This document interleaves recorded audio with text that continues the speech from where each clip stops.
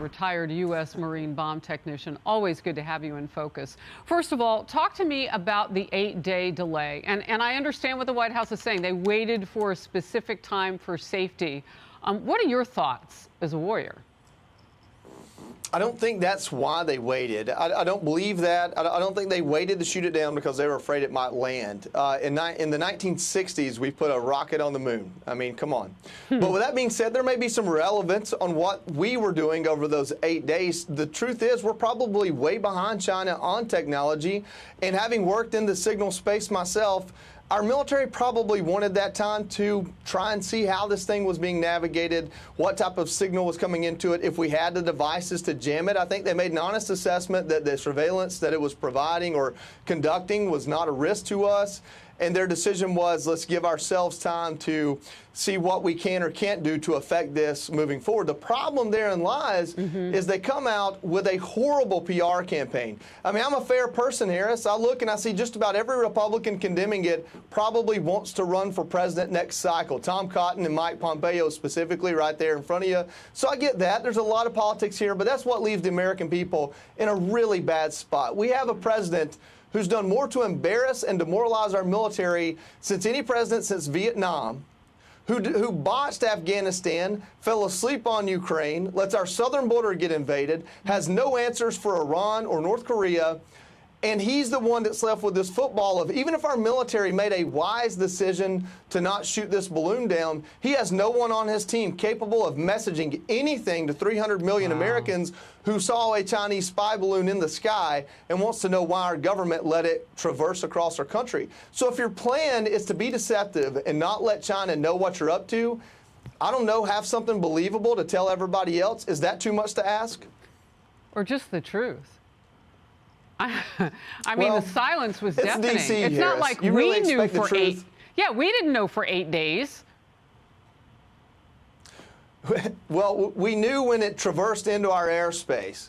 And Biden says he wanted to shoot it down. And that's a real, you know, it reminds me of those pictures where somebody's barely holding on to their buddy and he's saying, hey, hold me back before I punch them. It may be that Biden wants the American people to think he wanted to shoot it down. And there's enough yes men in the Pentagon to let that be the narrative.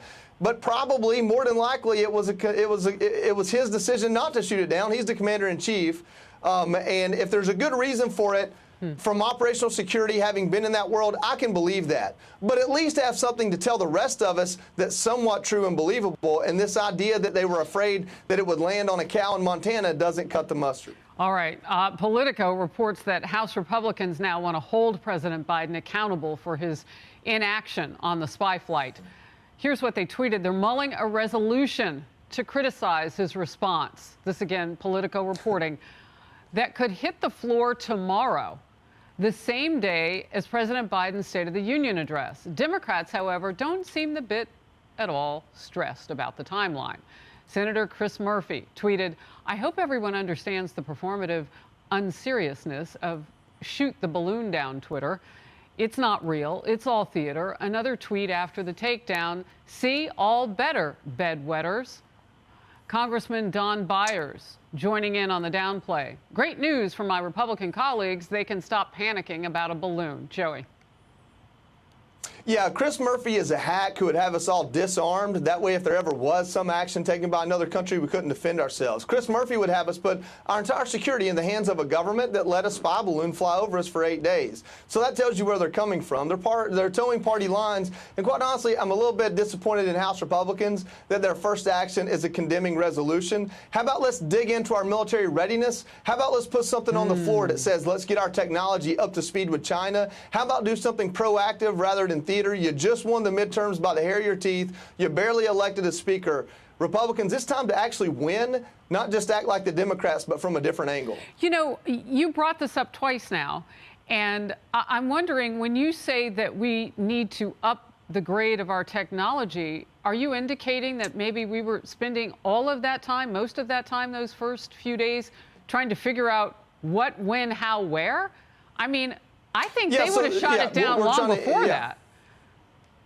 Maybe they would have. You know, from someone who worked in operational security and signal There's a lot to be learned from your enemy by simply letting them do what they do if you think you can do it safely. Yeah. That's not a partisan line. That's from serving 8 years in the military and taking bombs apart with my hands. With that being said, that's not what our military is telling us. They're telling us they were afraid to shoot it down because they can't triangulate where it'll land. I don't buy that. So our government's lying to us. And I was driving Friday and listened to that press brief, and the smugness of that general or admiral, I wasn't able to see, I don't know his name. Brigadier General. The smugness of telling our reporters to go ask China about things. Yeah. With all due respect, you're the same person telling us China's lying about this balloon to begin with. So you're telling us you're not willing to give us any truth. That's smug, and that's not an American way of doing things, and he should be absolutely ashamed. I get it. He'll probably get promoted. Maybe he'll be undersecretary of something one day, but the rest of us would prefer someone in uniform who serves and doesn't do it with smugness in his voice.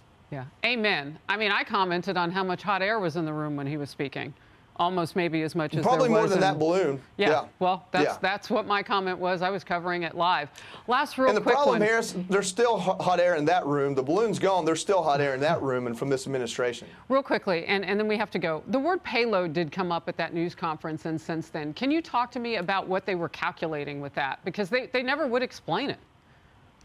Yeah, payload is simply a term describing the dead weight that an aircraft or some sort of propelled vehicle is carrying. In most conventional terms, a payload would refer to the bomb that's strapped to a rocket. Okay. In this term, the payload was the contraption underneath the balloon. That was surveilling us for the technology that we're trying to recover now. Yeah. I got you. Exactly. Oh, Joey, always great to get your perspective and your experience in the military. Thank you very much. Thank you, Harris. Hey everyone, I'm Emily Campagno. Catch me and my co-hosts Harris Faulkner and Kaylee McEnany on Outnumbered every weekday at 12 p.m. Eastern, or set your DVR. Also, don't forget to subscribe to the Fox News YouTube page for daily highlights.